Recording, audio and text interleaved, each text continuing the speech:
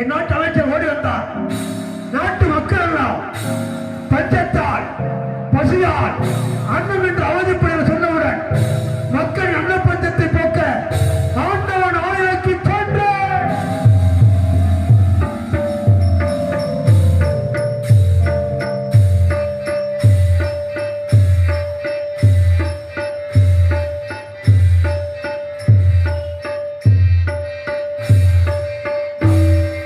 ஆண்டவன் ஆலயத்தில் நின்று ஆண்டவனை தரிசித்து விட்டு ஆளுகால பூஜையிட்டு ஆண்டவனை நான் தரிசித்து விட்டு ஆலயத்தை விட்டு நான் வெளிவந்தேன். எங்கிருந்த ஒரு வேதியன், அவன் கைகளில் தங்க தாம்பாளம், அதிலே அரிசிய உணவு. ஒரு வேதியன் வேந்தனுக்கு தங்க தாம்பாளத்திலே உணவு தர வேண்டார். ஆச்சரியம், ஆனால் உண்மை. அவரை பார்த்து நான் கேட்டேன், ஏது உனக்கு இந்த உணவு என்று, யார் எனக்காக கொடுத்து அனுப்பேன் என்று. அப்பொழுது சொன்னான், வசிஷ்ட மகாமுனிவர் காமதேவி என்ற பசு உண்டு. நினைத்த மாத்திரத்திலே கோடான கோடி மக்களுக்கு அன்னத்தை அள்ளி கொடுக்க அவ்வளவு சுரவி என்றார்.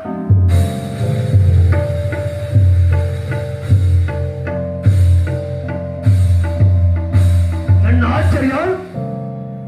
ஒரு பசு நினைத்த மாத்திரத்தில் கோடான கோடி மக்களுக்கு அன்னத்தை அள்ளி கொடுக்கிறது என்றால், என் நாட்டில் வாழும் பசுக்களெல்லாம் தனது ரத்தத்தை பாலாக சுரந்து பிறக்கும் பச்சிலம் குழந்தை வளர்ந்த முதியவனுரை உணவாக கொடுப்பதை குண்டு வைத்திருக்கிறேன். ஆனால் வேதியன் பசுவோ நினைத்த மாத்திரத்தில் கோடான கோடி மக்களுக்கு அன்னத்தை அளிக்கின்றார். அடைந்தாக வேண்டும் பசுவை. காமதேவி அடைந்து உலகத்தில் அனைத்து மக்களை அன்னப்பஞ்சத்தை தீர்க்க வேண்டும் என்று ஆசை கொண்டு ஆசிரமம் சென்று வசிஷ்டனை கண்டேன். அவன் பொற்பாதங்களை தொட்டு வணங்கி நின்றேன். காமதேவி வசிலை தாருங்கள் என்றேன். அப்பொழுது அந்த வசிஷ்டர் சொன்னான், நீ சத்திரியன், நான் வேதியன். தேவர்களை காண்பது அறிவு. நாங்கள் மட்டும்தான் ஈசனை காண முடியும். அந்த மட்டும்தான் ஆண்டவனை காண முடியும். ஒன்றொன்று சத்திரனுக்கெல்லாம் இறைவனை காணும் ஆற்றல் என்றார்.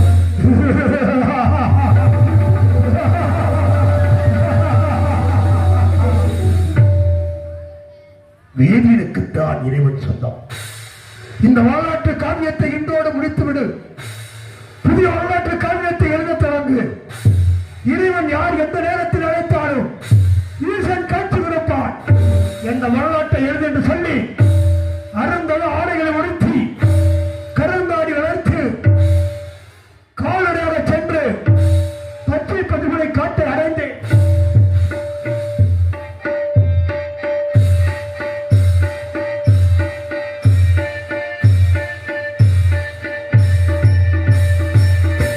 கற்றாழை முள்களை மலை போல் குவித்து கற்றாழை முள்ளில சரீரத்தை அமர்த்தி ஓம் என்ற அச்சரத்தை கொண்டு என் உண்டி கமலத்திலிருந்து ஓம் நமச்சிவாய, ஓம் நமச்சிவாய, ஓம் நமச்சிவாய என்றையால் உச்சரிக்க 14 உலகங்களும் ஜெடிக்க இதை கண்ட ஈஸ்வரனை காட்சி கொடுக்க மறுக்க என் இடதுகால் ரத்தமோ பூமியை நினைக்க என் வலதுகால் ரத்தம் சிவபெருமான் வலதுகாலில் வடித்தோட இதை கண்ட பராசக்தி கேட்டார், ஏன் உங்கள் வலதுகால் ரத்தம் வெளியிருந்து? சத்திரியன் நலம் பெற்றிருக்கிறார், கௌசிகன் நலம் கேட்கிறார், பிரம்பரிசு வட்டம் கேட்கிறார். நான் பிரம்பரிசு வட்டத்தை கொடுத்திருக்கேன். 14 உலகத்தில் உடைக்கு ஆழ்வார் பொல்லா சத்திரியன் உலக நன்மைக்கு தவம் செய்ய சொன்னார். உடனே பராசக்தி ஓடி வந்தார். என் கண் முன்னே நின்றார். மகனே தவத்தை நிறுத்தி என்றார். தாயே தந்தை ஈசன் வரவில்லை என்று இல்லை என்று சொன்னார். ஈசன் வராமல் தவத்தை நிறுத்த மாட்டேன், எமன் கூட என்னை எடுக்க விட மாட்டேன் என்று சொன்னவுடன் அந்த பராசக்தி எனக்கு சொன்னாள், ஈசனை காண்பதற்கு அந்த வரலாற்று காவியத்தை இந்த ஆதமங்கலத்தில் அடியை உச்சரிக்கிறேன். இது யாரெல்லாம் செவிகொண்டு கேட்டு விழிகொண்டு பார்த்து மனங்கொண்டு ரசித்தீர்களோ உங்கள் வாழ்க்கை முன்னேற்ற பாதையிலே முதல் படியிலே கால் வைப்பதாக அர்த்தம். இதோ உச்சரிக்கின்றேன். ஜனனம். ஜனனம் என்றால் பிறப்பு. பிறப்புக்குரிய குழந்தையை சுமப்பவள் பெண். பெண் சுமக்கின்றது 10 மாதம். வருடத்தின் மாதங்கள் 12. இந்த 10 மாதம் 2 மாதம் எங்கே? இந்த 2 மாதம் தான் ஒவ்வொரு ஆண்மகனும் தன் வயிற்றிலே சிசுவாக துவைக்கிறார், விந்தாக விளைய வைக்கிறார்.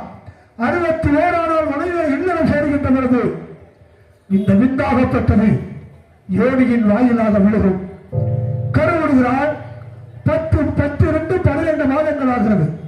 பெண் சுமப்பது 10 மாதம், ஆண் வயிற்றில் 2 மாதம். 12 மாதம் பிறந்தவனுக்கு பிரம்மகத்தி தோஷம். மனிதனை தொடக்கூடாத தோஷம் பிரம்மகத்தி தோஷம். இந்த தோஷம் தொட்டுவிட்டால் அவன் காய்ந்த சருகு, உதிர்ந்த உதிரம், ஒன்றுக்கு உதவாத குழு. இந்த தோஷத்தை போக்கக்கூடிய ஸ்தலம் நாம் தமிழ்நாட்டிலே ஒரே ஒரு இடம். தமிழ்நாட்டிலே 38,000 சிவாலயம். அதிலே தலை சிறந்தது தஞ்சை மாவட்டத்தில் 108 சிவாலயம். இந்த 108 சிவாலயத்திலே தஞ்சாவூர் கும்பகோணம் வருகின்ற வழியிலே பாபநாசம் என்ற ஒரு சிற்றூர் உண்டு. அந்த ஊருக்கு என் பாபநாசம்.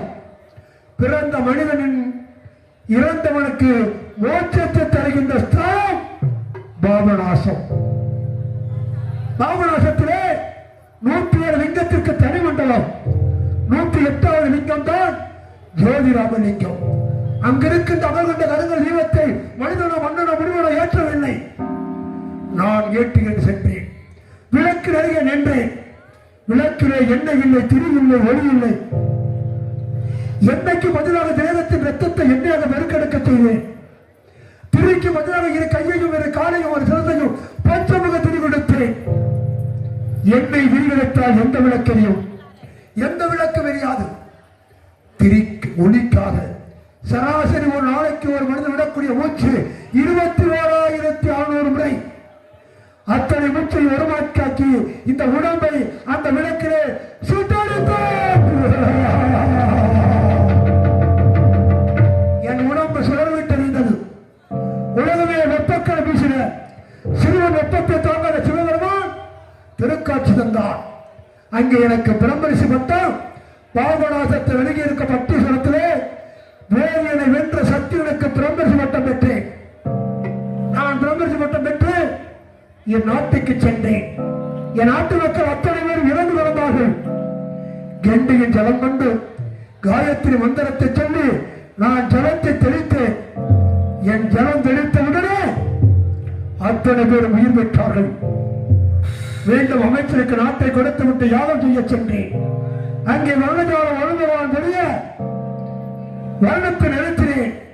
அப்பொழுது யமதர்மன் உதித்து இருக்கின்ற 50 ஓர் உயிர் கேட்டான்.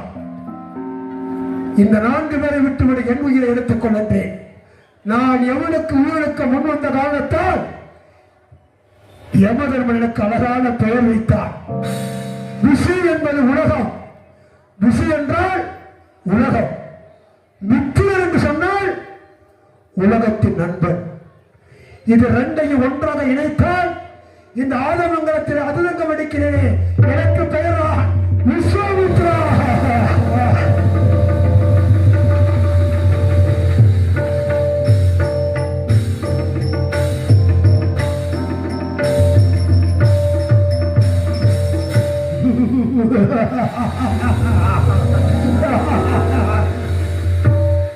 விஸ்வாமித்ரன்.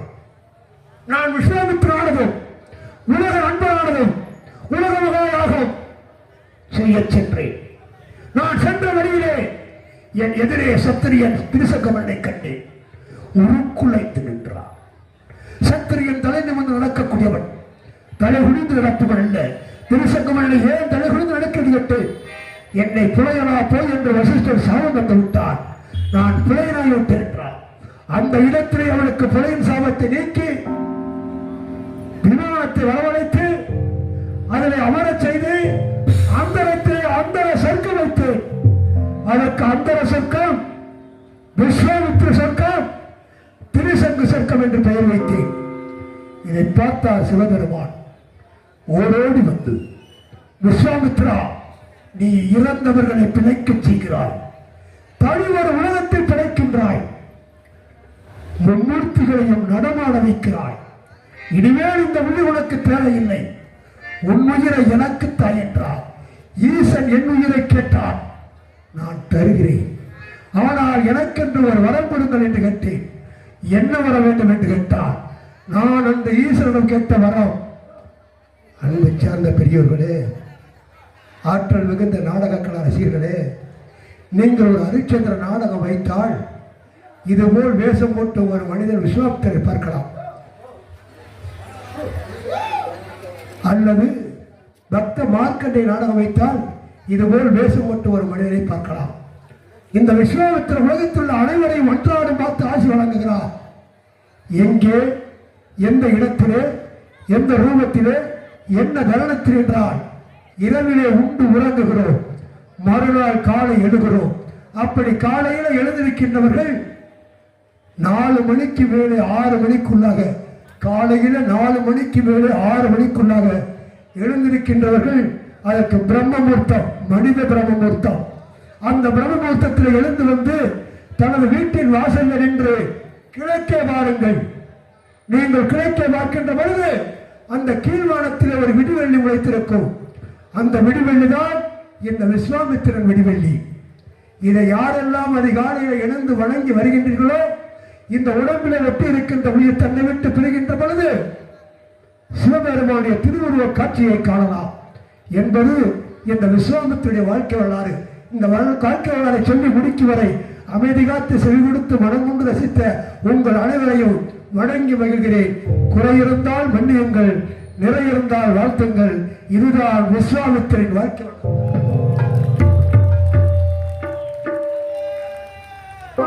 சரணமையப்பா. அந்த அருத்தை பயிராக்க சென்றேன். தெய்வனுக்கு மறைத்தான். நாள் இந்த அருமை மனைவி பெற்ற மயானத்தை காக்கின்றான். அவன் குழந்தை இறக்க செய்திருக்கிறேன். இறந்த செய்தியை சந்திரத்து மயானம் சொன்னார். காலையிலே போதனுடைய வேலைகளே இந்த அரங்கத்திலே சந்திரவதி குழந்தை இறந்த செய்தியை அரித்தலுக்கு சொல்லுவான். அதை கேட்டு அரித்த முழுவாக தெரிவித்து தன்னையே மறந்து ஒரு பொய் சொல்வான். வெற்றி கிடைக்கும் எனக்கு. அதுவரையில் வந்திருக்கும் விழித்திருக்க கேட்டு வாய்ப்புக்கு நன்றி கூறி மீண்டும் சந்திக்க வருகிறேன். வெற்றி வெற்றி வெற்றி.